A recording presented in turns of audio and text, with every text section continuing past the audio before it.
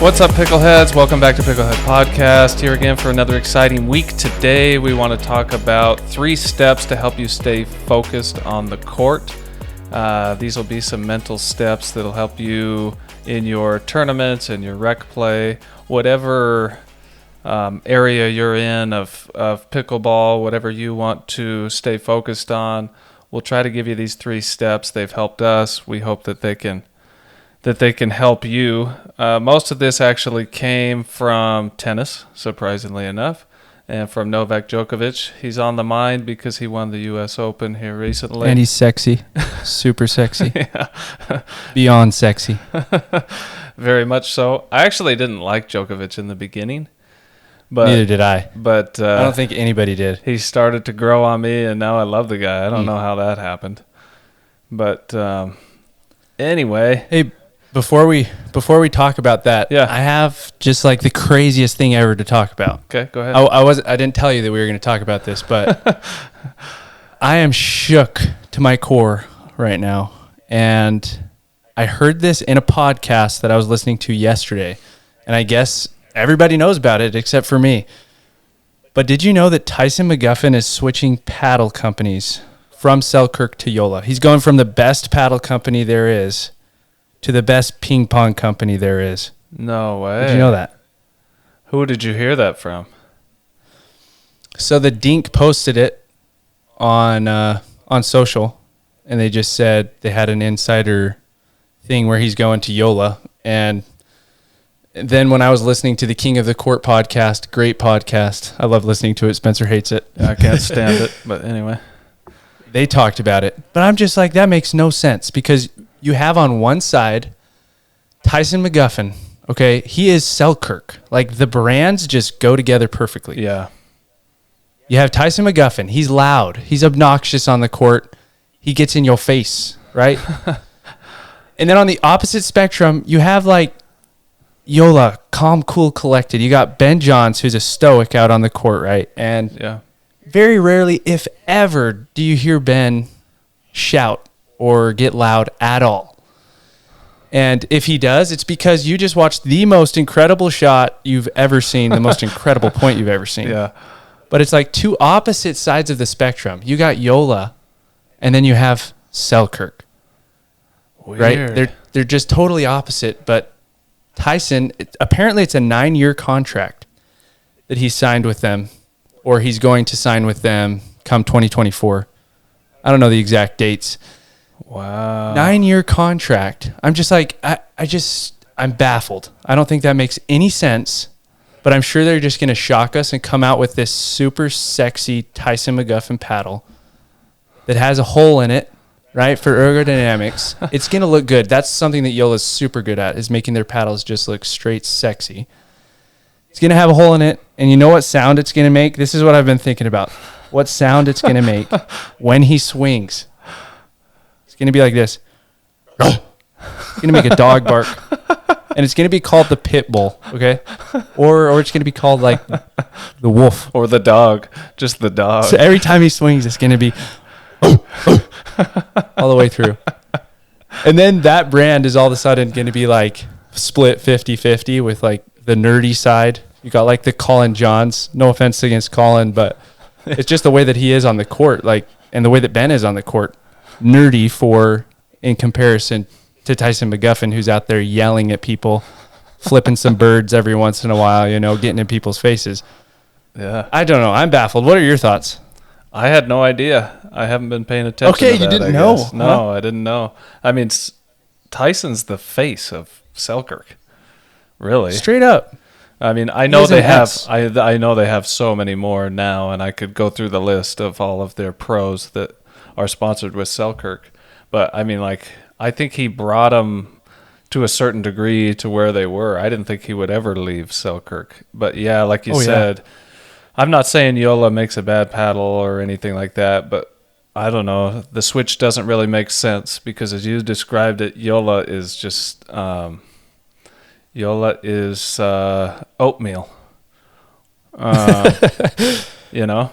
It's like I can't think of anyone that's. I guess Anna Bright is pretty fiery. But at the same time, she's really not compared to other girls. Yeah, that's just really... I was thinking about Anna because she came to mind because she has her own paddle. But it's like she's still on that nerdier side. I'm saying nerdy. Nerdy's probably not the right word, but it's like it's nerdy. Yeah. For pickleball. You're just out there calm, cool, collected. You never show emotion. Yeah, they're more Yola is more the thinkers, the analytic type. It seems like 100%. I think there's a lot of brands that have like their own style of player, but wow, I had no idea you're shocking me right now. I'm sure a lot of people listening don't care a ton, and there's others that are like, wow, but for me, that's a wow moment, considering how much Tyson McGuffin gear and Selkirk gear I've bought, over the years. And I know. He's driven so many paddle sales through Selkirk. Other shocking thing, I don't know if you know this, they lose Tyson, right? They gain who I think will be the greatest pickleball player of all time. He's going to pass up Ben. Who do you think it is? Well, let me say this. I want you to give me one clue based on this question. Is it someone that's established in pickleball that has sponsors, or is it someone that's fairly new? Brand new, baby. Brand new? Brand new as in this year. Singles and doubles? Singles and doubles, especially mixed. And he wasn't with them already? No, he just retired from a different sport in July. Oh, really? I didn't know that. So maybe they didn't have room for him. Like, I don't. Maybe my guess is Tyson wanted too much. You know what I mean? And then they're like, no, Jack Sock's gonna come on, and there you go. And Jackery. Wow. That's interesting Jack because Sock, I bet his contract is freaking massive because Selkirk has so much money that they throw at these pros. Jack was playing. I bet you his contract's massive. I bet you he drives even more paddle sales than Tyson does. Yeah. Or has. And I bet you he passes up Ben. Ben is on a different level from everyone, but I can't imagine that someone with the amount of talent that Jack Sock has doesn't pass up Ben. I mean, even within the first year or two, I'd give him 2 years max. I'm not going to disagree with you. I always am on Ben's side. Like, I've made bets with lots of people, and I've always won staying on Ben's side. But Jack Sock is one of those that could do it, especially now that he's retired. So if he focuses and he wants to do it, there's no reason why he can't. Watching him is just, that's straight sexy, dude. Yeah. The guy is so athletic. It's unbelievable. Yeah, he's fun to watch for sure. He's so good. How do you show up to your first pro tournament and just win mixed? Of course, you're playing with Anna Lee Waters. Yeah, but still, if I played with Anna, I wouldn't win. I mean, I know that's not a great comparison, but I'd be happy if we won our first round match. I could see that coming from Jack Sock. I didn't see him going all the way through and then getting to the gold medal match and then beating Riley Newman to do it. It's unbelievable. Freaking sick. Meanwhile, but you have to be a pro to be able to do that. Meanwhile, it was a side gig for Jack Sock, Yeah. It's like, he's like, straight up, this isn't even my main focus. He didn't say that, but I'm speaking for him. He's like, I just do this on the side, and he did I just amazing beat in you. singles. Oh, yeah. He did amazing in singles, too. I thought that day he was going to win singles, too. That was nuts. He could have. All of a sudden, he just had an off game. Yeah. Back on the paddle thing real quick. So, yeah, that is surprising. I just wonder what size their contracts are. Like, they got to be... I'm sure Jack Sock's contract is ginormous, but I bet Tyson's is pretty big with Yola, too. And then, to be frank, I'm surprised that Ben runs Yola. Let's be honest. 100%. At least the pickleball side of things. I'm surprised Ben is letting Tyson on. I don't know. Yeah. I don't think they have totally be up bad blood, but those two have always gone head to head, at least in singles, for forever. And I'm surprised he even lets him on because Tyson does have a big following, and he's known for getting loud and I don't know, being rough or barking, like he said. So I'm surprised that Ben is good with that. But at the same time, Tyson, in my opinion, wouldn't have jumped ship unless the offer was really good. So it had to have been good. It's a 9-year contract. A 9-year contract. Yeah, it's nuts. That's insane. He's going to be in his 40s. Yeah, what are they thinking? It's like realistically, he's not going to be Matt Wright. Yeah, I think. Is he going to last that long? I think Tyson is 33 right now. So, I mean, put that in perspective. He'll be well 42? into his 40s. Yeah. He'll still be rocking it, dude. He'll still have a mullet. I think that mullet's going to go away soon. We should place bets on when it's going to go away. I say definitely for the 2024 season. I'll guess first. My bet is 2024 season before the first match, whether it's MLP or PPA, whatever it is. I bet the mullet's gone. It'll still be an interesting haircut. My guess is it'll be like more of just a straight buzz. He'll just completely saw it all off. But my guess is for 2024 season, it's gone. What's your guess? My guess is 2033. Okay, the mullet's all the way down to his knees. At that point, he's developed a backhand. He can now hit a backhand. He still has a Ferrari forehand. He's 40 now. He's still signed by Yola, and he's making millions of dollars every year. And then he just decides to clip it, retires. Never heard of again. It's over for Tyson. All he needs is that backhand. No offense to Tyson, but the backhand is bad. He's always trying to run around it for singles too. I mean, I think he could still beat Ben at this point if he had a nice two-handed backhand. Have you noticed how I'm going to grab my paddle here for anyone that's watching. So he'll do a one-handed backhand every once in a while, and I call it more of a push the way he hits his one-handed backhand. It's not like a Jade de Villiers backhand where it's a pretty like Roger Federer type stroke. It's more like, I don't know. It goes over, right? But have you noticed sometimes he'll like weirdly put his hand on the back like this I never have. To push it sometimes, to help him like push that backhand if he's in a pinch. I just wish that's one thing he would develop. At the same time, I need to develop that too. So I'm still working on that two-handed. Well, and at the same time, his footwork is so freaking good that he can get around it every time. The only person that he can't get around it with is Ben, because Ben can hit within a square inch of the court every single time. And if you watch them in singles, Ben will hit a drop to Tyson's backhand. Come in, Tyson's literally standing on the odd side of the court, and Ben will do what? Not hit it away from him, hit it back to his backhand again and set up the next shot. Yep. And that's what he keeps doing. So you're so right. If he had a backhand, he would be a huge challenge for Ben. Yeah. I think that they would go head-to-head and probably split a ton, especially in singles. But you see the same thing in mixed. Him and Annalie punish his backhand. Yep.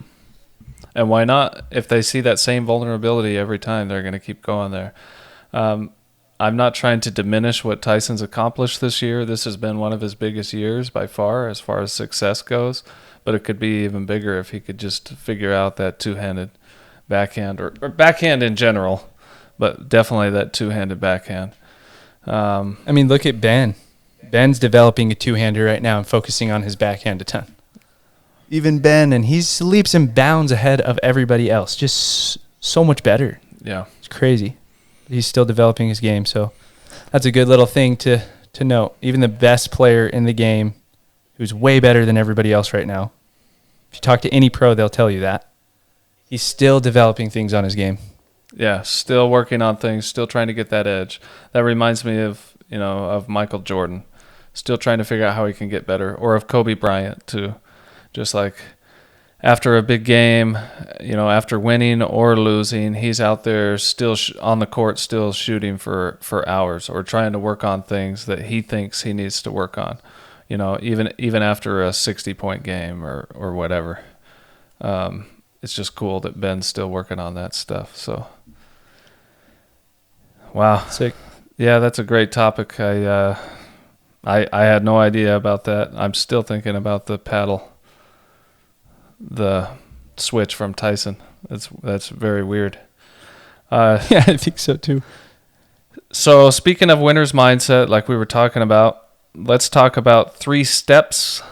This is for anyone, beginner, advanced, especially for me. I know when I go into tournaments, I get nervous. Sometimes I shut off. This is what Novak Djokovic has more Grand Slam titles than anyone has said, and these are his 3 steps. He didn't spell these out as his 3 steps. I kind of did as I pulled it from multiple interviews and other areas, but let's talk about them. So number 1, play the match out in your mind beforehand. Number 2, imagine yourself as the winner. And number 3, keep reminding yourself that you were there for a reason and that you are the better player. So I want to read a quote from Novak. He said, "I obviously try to play the match in my mind before I go on the court, and I always try to imagine myself as the winner." So I don't know. For me, sometimes I get intimidated if I'm about to go on the court against players that I know are better or that I think are better than me. Like, maybe I don't have a shot against these guys. Instead, he goes on it with the winner's mindset. And anyway, step number 1, he plays it out in his mind.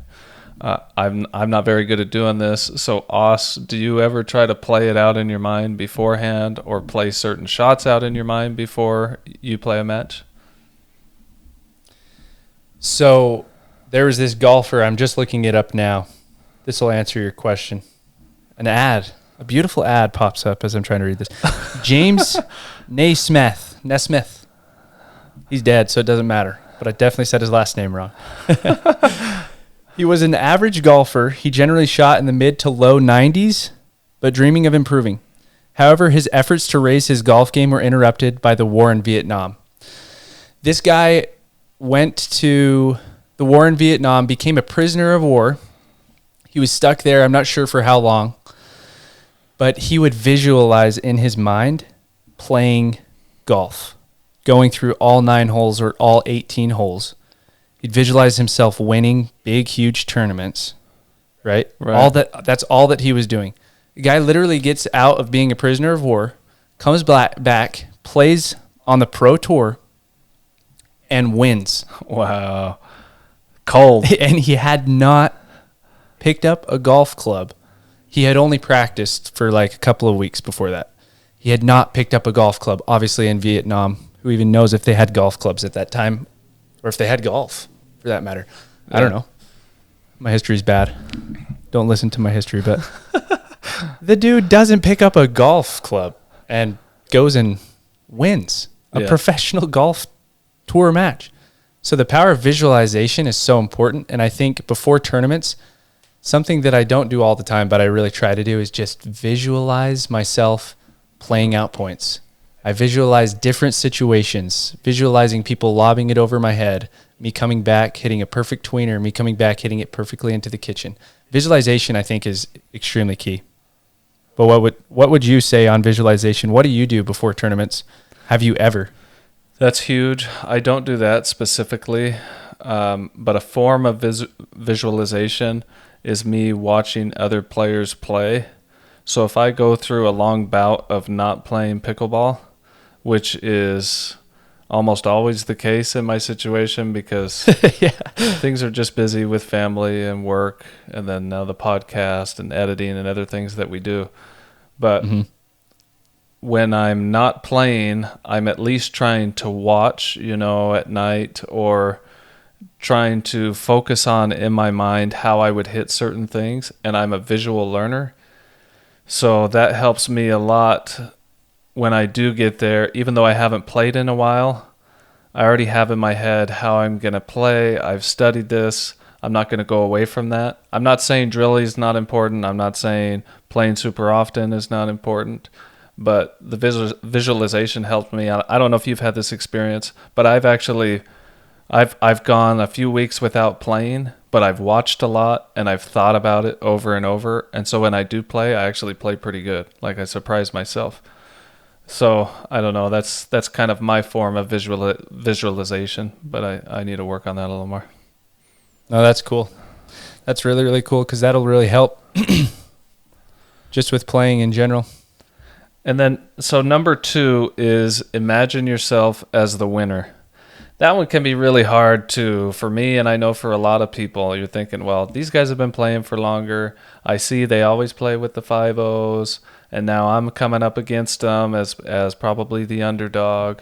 And then I start kind of talking my game down instead of focusing on my strengths and visualizing myself as the winner. Like, hey, I put in a lot of work too. I do a ton of exercise to be ready for this. I've drilled a ton to be ready for this. I've played rec games. I've played different styles. Give yourself some confidence and visualize yourself as the winner. I know that Djokovic does meditations and everything else where he'll sit there and he'll think about, imagine yourself winning so that when you get there, you have that confidence. I'm not there yet, but I'm sure you're a step in the right direction, Os, with the amount of times you've won. Yeah, something interesting is I don't meditate, but I pray. So I pray morning and evening, and obviously Spencer does too. I know you do.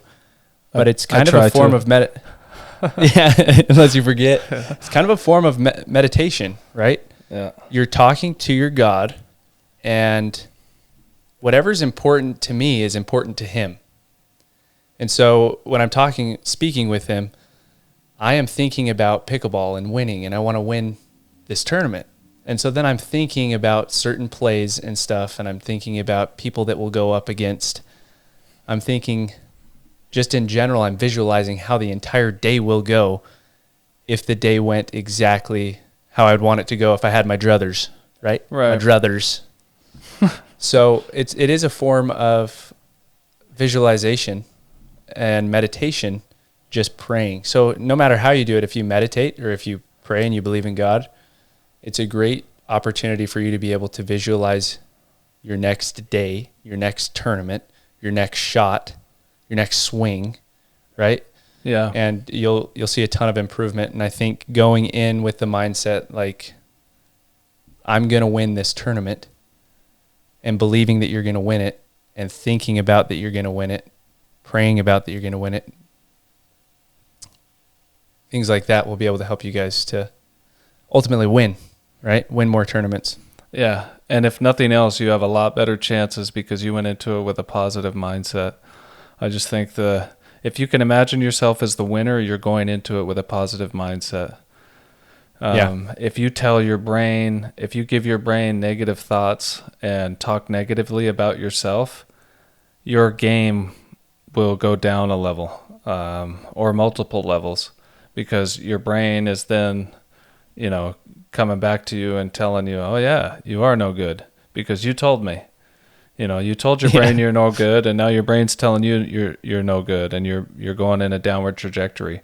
Whereas if you're staying positive, visualizing yourself as the winner, you're taking steps forward to being better because you're telling your brain, you're coaching your brain to be positive, and your brain in return is saying, oh, okay, yeah, I'm positive, I'm gonna win.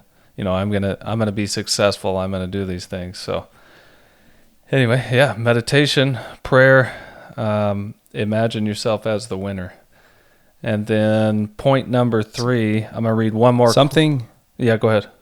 Before you read that, something interesting, a little bit of a story, is I visualized Pickleball Playbook, my Instagram page. I visualize having 100,000 followers, something that I just visualize happening. I know it's going to happen, right? And when I first barely started my pickleball page, I just visualized getting to 1,000 followers.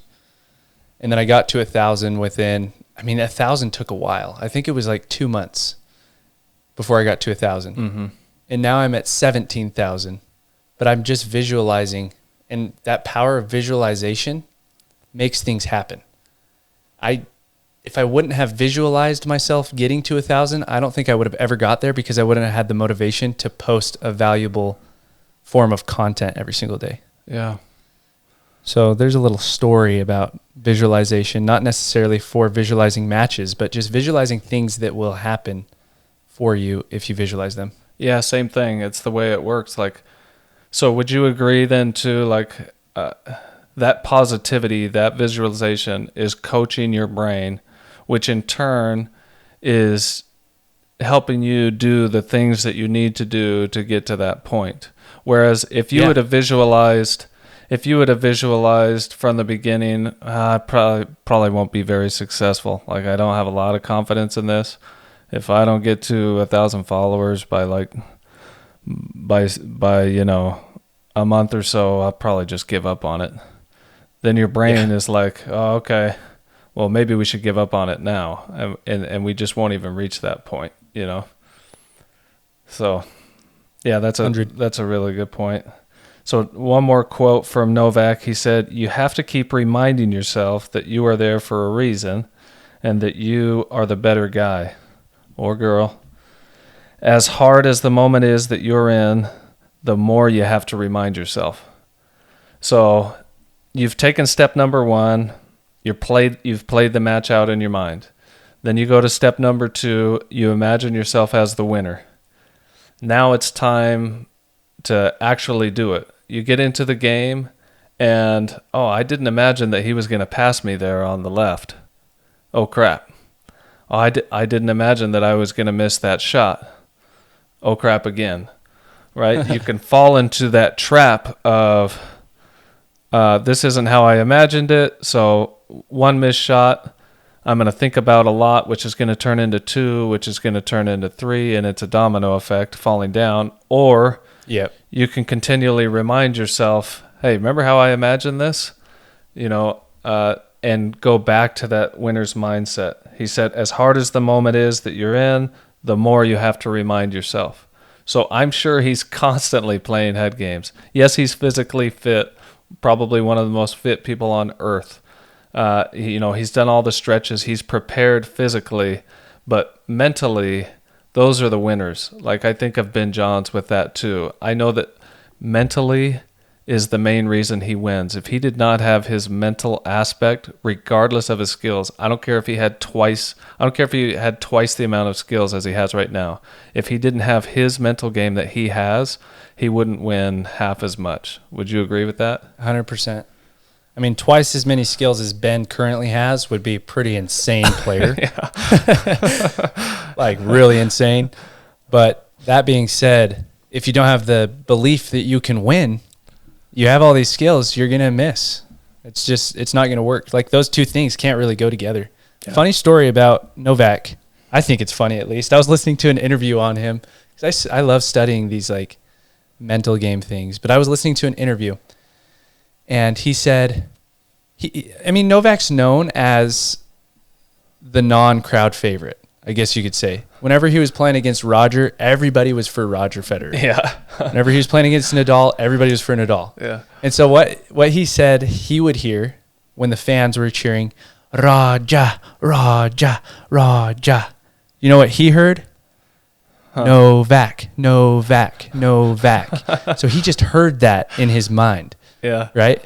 And it's the power of the mind that allowed him to be able to play through that and be like, yeah, these guys are on my side. And so he thrives as well. He thrives when everybody's against him. And so I think having that mindset when everybody's against you, thriving, picture them cheering for you, and you'll do a lot better. That's a great idea. Yeah, there's 3 things that he does here that I just made a list of. Again, this isn't his list, this is mine, but conscious breathing, focusing on the moment, and acknowledging the distractions but dealing with them. So that made me think of that last one. Like, he's acknowledging they're cheering for Roger, but his way of dealing with it is, let's switch that around. They're cheering for me. And keep his confidence. Yeah. So now he's reminding himself, I'm the one that's going to win this match. I'm the winner here, and it's obviously worked out for him. The guy's a stud. Unreal. One more quick Novak story. I know this isn't a tennis podcast, but I think it applies just as well. Yeah. He's playing in Wimbledon final. Could have been U.S. Open final. Doesn't matter. Against Roger Federer. Roger Federer, I think, had 6 total match points against him, and every single time, it wasn't like Roger missed. Novak just hit straight up winners on him. I remember one in specific. Roger's serving. So when you're serving in tennis, I mean, tennis is all about the serve. So when you're serving, you're going to win that game. Roger's serving, add in, hits his serve. Novak hits the return winner. Goes back to deuce. They play out a long point. Novak wins the point. Goes to add out. So now Roger has lost his opportunity at the game. He has to win this point in order to stay in the game, bring it back to deuce. He hits a serve. He runs to the net to hit a volley, and Novak just hits the most disgusting chili dipper angle. Dips it from his forehand side all the way to Roger's forehand side, where Roger can't even touch it, and it lands theoretically in the kitchen, what we would call the kitchen in pickleball, for a winner. And then the dude goes on to win the Grand Slam. This is the Grand Slam final. That's just what he does. That is what he does, and it's all about his mindset. Because I mean, a lot of us have been in matches where we've been match point up, then we feel the pressure, we choke up, right? Yep. I'm not saying that's what Roger did. Roger still played an amazing game. It's just that his opponent played a more amazing game. And then we need to get into these matches where we feel the pressure, we're match point down, and we continue to swing, continue to play, continue to go for our shots. And the only way that we can do that is if we have the mind going into the match, that we are the best one there, that we can actually win this match or win this tournament. Yeah, great example. Just constantly remind yourself during the match, hey, I've prepared for this, and go through the steps. I played this out in my mind. I imagined myself as the winner in a difficult spot here, but I need to, like you said, I need to keep playing my game. Otherwise, there's going to be an issue. I can't lock up right now and start playing someone else's game or start playing it safe. You see that so many times. A lot of people have talent in pickleball. A lot of the pros have a ton of talent. And they get to that point where they're match point up, and then they lock up and they start to play safe. And that's when Ben or somebody else comes back and takes it to him, because mostly Ben. Yeah, he's already decided in his mind he's going to play his game no matter what. He's going to go for his shots. He's not playing it safe. And anyway, that's the winner's mindset. Something interesting on that. I loved this, by the way. Thanks for compiling this together. Something interesting on that is when we tense up, when we're match point down, or maybe we're match point up and we tense up because we're like, oh, we have to close right here. Mm-hmm. We do everything wrong, because when we get tense, we start leaning back on our shots. We start pushing up rather than pushing through. We start popping up our dinks because we're a bit tight. We're not as loose as we should be. And I had a friend, went back in my tennis years, who taught me, we were playing in a match. We were in a tournament together. Mm-hmm. We were playing a match against some other people, and we were down in the match. And he was missing everything. Like, dude was playing horrible. And I was just like, I'm actually playing really good tennis right now, and this guy's ruining it for me. But what he said to me that was so, we came back to win the match. And what he said to me was like, dude, I'm off right now, but best thing that you can do is just keep swinging, right? And I was like, interesting. Okay. And honestly, that loosened me up to where I wasn't as like frustrated with him. But man, did he play some good tennis in that second and third set. So I think it comes down to, playing your game, and you'll be loose. You'll be doing all the right things. You'll be hitting through your shots. You'll be leaning forward. You will be loose enough that you're hitting your dinks in the right location, not popping them up. So, yeah, great insights, Spencer. Thanks for compiling that, what Novak said.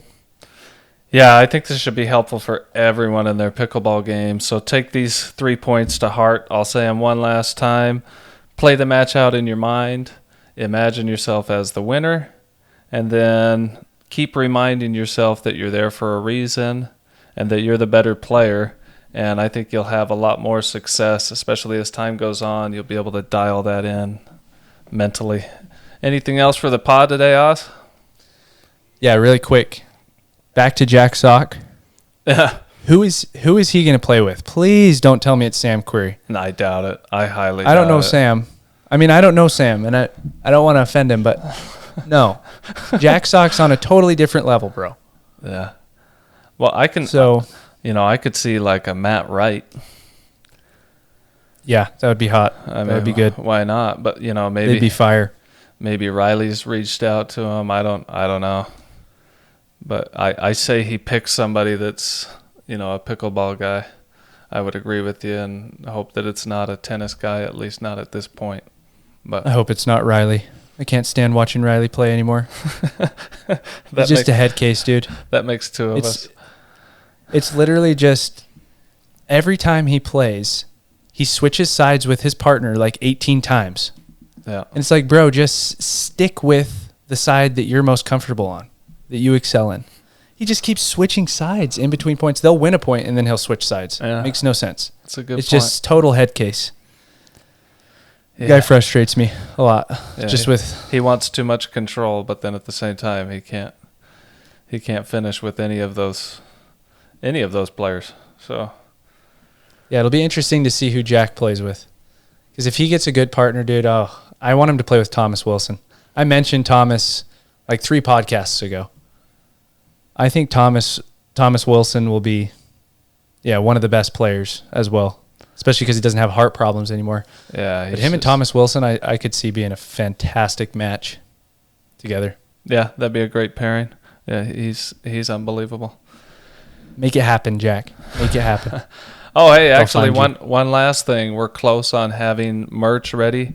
We got some hats prepared. If you want one,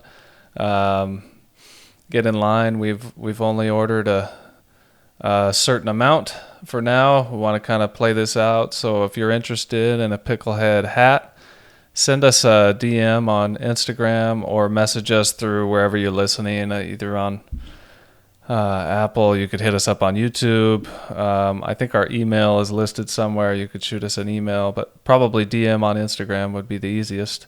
And we'll put you on the list and let everybody know we're really close to getting those finished up. So yeah, pretty exciting. We've had quite a few people send us their emails, so we're gonna spam them. That's what you get when you send us your email.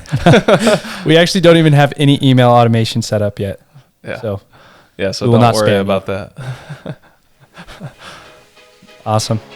Yeah, thanks for joining us, guys. Peace out, Pickleheads. Later.